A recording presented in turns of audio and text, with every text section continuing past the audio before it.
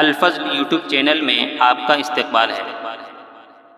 اس channel پر روزانہ قرآن پاک کی ایک آیت تلاوت مع ترجمہ اور مختصر تشریح پیش کی جاتی ہے۔ ویڈیو اپلوڈ ہونے پر نوٹیفیکیشن پانے کے لیے اس چینل کو سبسکرائب کریں اور بیل آئیکن ضرور دبائیں۔ السلام علیکم ورحمۃ اللہ وبرکاتہ۔ میرے دینی و ایمانی بھائیوں اور بہنوں، سورہ نساء آیت نمبر 58 پیش خدمت ہے۔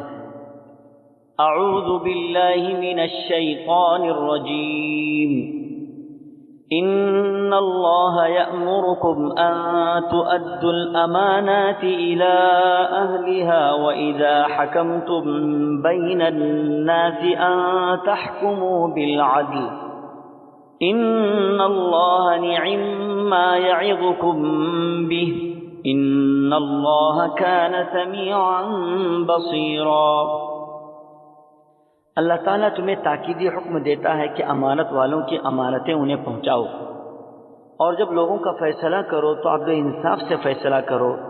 یقیناً وہ بہتر چیز ہے جس کی نصیحت تمہیں اللہ تعالیٰ کر رہا ہے۔ بے شک اللہ تعالیٰ سنتا ہے، دیکھتا ہے۔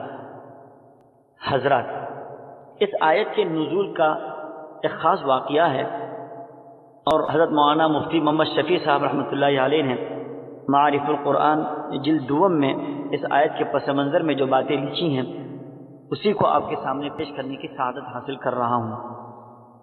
حضرات، کعبے کی خدمت اسلام سے پہلے بڑی عزت سمجھی جاتی تھی، اور جو لوگ بیت اللہ کی کسی خاص خدمت کے لیے منتخب ہوتے تھے وہ پوری قوم میں معزز و ممتاز مانے جاتے تھے۔ اسی لیے بیت اللہ کی مختلف خدمتیں مختلف لوگوں میں تقسیم کی جاتی تھیں۔ زمانہ جاہلیت سے ایام حج میں حجاج کو زمزم کا پانی پلانے کی خدمت حضور اکرم صلی اللہ تعالیٰ علیہ وسلم کے عم محترم حضرت عباس رضی اللہ تعالیٰ عنہ کے سپرد تھی، جس کو سقایا کہا جاتا تھا۔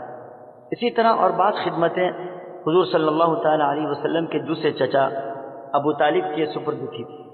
اسی طرح بیت اللہ کی کنجی رکھنا اور مقررہ ایام میں کھولنا بند کرنا حضرت عثمان بن طلحہ سے متعلق تھا۔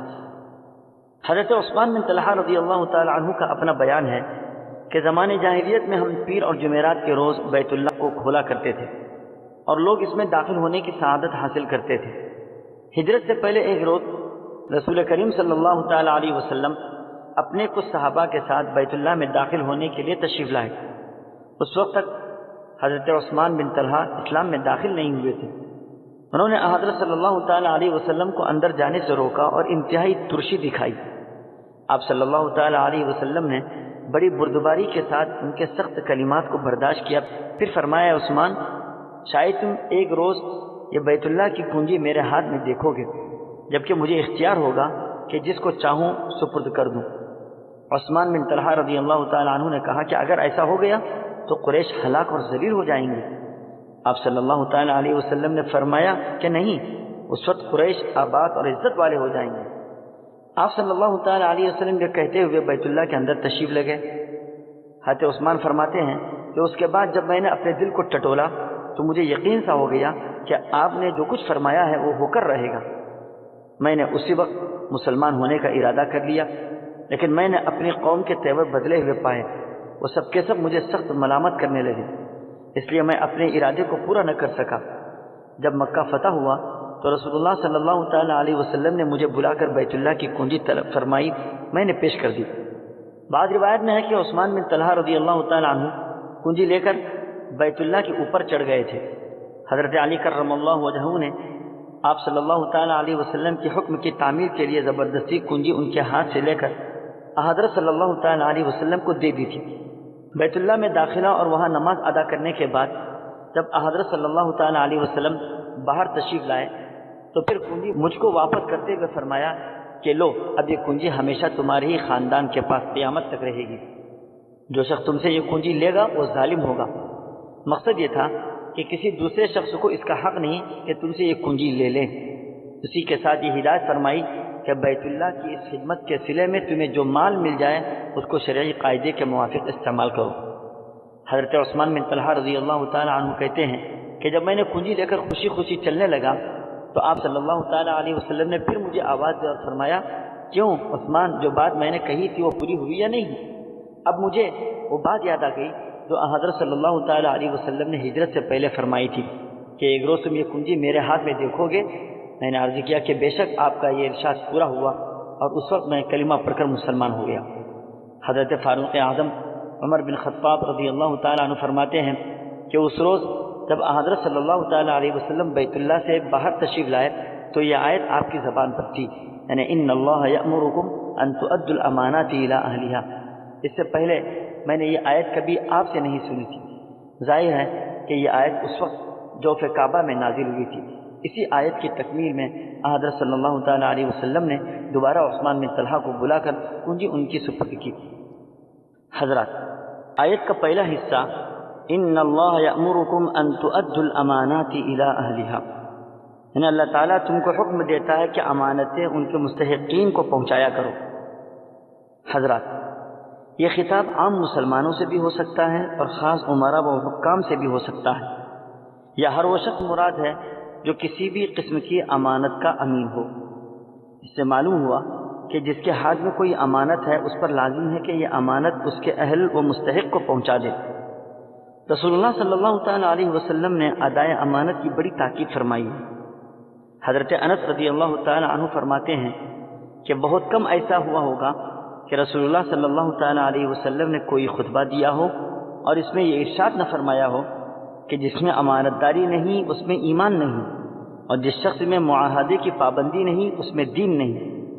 امانت صرف یہی نہیں کہ کسی کا کوئی مال کسی کے پاس رکھا ہو جس کو عام طور پر امانت کہا اور سمجھا جاتا ہے، اس کے علاوہ بھی امانت کی کئی قسمیں ہیں۔ حضرات، حکومت کے عہدے اور منصب جتنے ہیں وہ سب اللہ کی امانتیں ہیں۔ اب اس عہدے اور منصب پر فائز لوگوں کی ذمہ داری ہے کہ وہ اپنے منصب کا صحیح استعمال کریں، پوری امانت داری کا خیال رکھیں۔ حدیث پاک میں اس شخص کے لیے بڑی وعید سنائی گئی کہ کسی شخص کو کوئی ذمہ داری دی گئی اور اس میں وہ شخص امانت کے بغیر خیانت کرے۔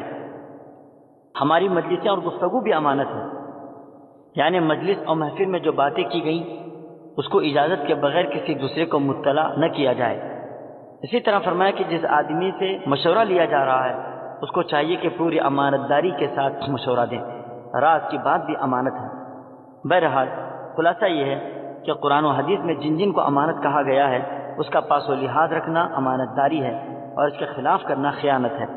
وہ اللہ تبارک و تعالیٰ نے آیت کے اس حصے میں حقوق کی ادائیگی کی طرف اشارہ کیا ہے، پس جس حق کو جو ادا نہ کرے گا کل قیامت کے دن اس کی سخت پکڑ ہوگی۔ وَإِذَا حَكَمْتُمْ بَيْنَ النَّاسِ أَن تَحْكُمُوا بِالْعَدْلِ، یعنی جب تم لوگوں کے باہمی جھگڑوں کا فیصلہ کرنے لگو تو عدل و انصاف کے ساتھ کیا کرو۔ آیت کے اس حصے میں خصوصی طور پر حکام اور عہدوں و منصب پر فائز احباب سے خطاب ہے، اور ہر اس شخص سے خطاب ہے جو دو فریقوں کے درمیان ثالثی رول ادا کر رہا ہو۔ آیت کے اس حصے میں اللہ تعالیٰ نے الناس کا لفظ استعمال فرما کر اس طرف اشارہ فرمایا کہ مقدمات کے فیصلوں میں سب انسان مساوی ہیں، مسلم ہو یا غیر مسلم، دوست ہو یا دشمن، ہم زبان ہو یا غیر زبان، سب کے ساتھ انصاف کا معاملہ کیا جانا چاہیے۔ حضرات، عدل و انصاف کرنے والوں کے لیے بڑی بشارتیں سنائی گئی ہیں۔ ایک حدیث میں اللہ کے نبی صلی اللہ تعالیٰ علیہ وسلم نے فرمایا کہ عادل اللہ کا محبوب اور قریب ترین انسان ہے، اور ظالم اللہ کی رحمت اور نظر کرم سے دور ہوتا ہے۔ انصاف کے ساتھ فیصلہ کرنے والے کے لیے کل قیامت کے دن سائے کے نیچے رہنے کی بھی بشارت دی گئی ہے۔ ایک حدیث میں اللہ کے نبی صلی اللہ تعالیٰ علیہ وسلم نے فرمایا کہ حاکم جب تک ظلم نہ کرے اللہ اس کے ساتھ ہوتا ہے، جب وہ ظلم کا ارتکاب شروع کر دیتا ہے تو اللہ اسے اس کے اپنے نفس کے حوالے کر دیتا ہے۔ آیت کا آخری حصہ اس میں فرمایا گیا ان اللہ نعم ما یعظکم بہ ان اللہ کان سمیعا بصیرا، یعنی یقیناً وہ بہتر چیز ہے جس کی نصیحت اللہ تمہیں کر رہا ہے، بے شک اللہ تعالیٰ سننے والا اور بڑا دیکھنے والا ہے۔ حضرات، ہمیں قرآن و حدیث سے جو بھی حکم ملتا ہے، جو بھی تعلیمات ملتی ہیں، وہ سراسر ہم سب کے لیے مفید ہیں۔ اللہ کے احکامات ہم سبوں کے لیے فائدہ مند ہیں، اس پر چلیں گے تو ہم سب کے لیے کامیابی اور کامرانی ہوگی، ورنہ ہم سب کے لیے خسارہ اور گھاٹا ہوگا۔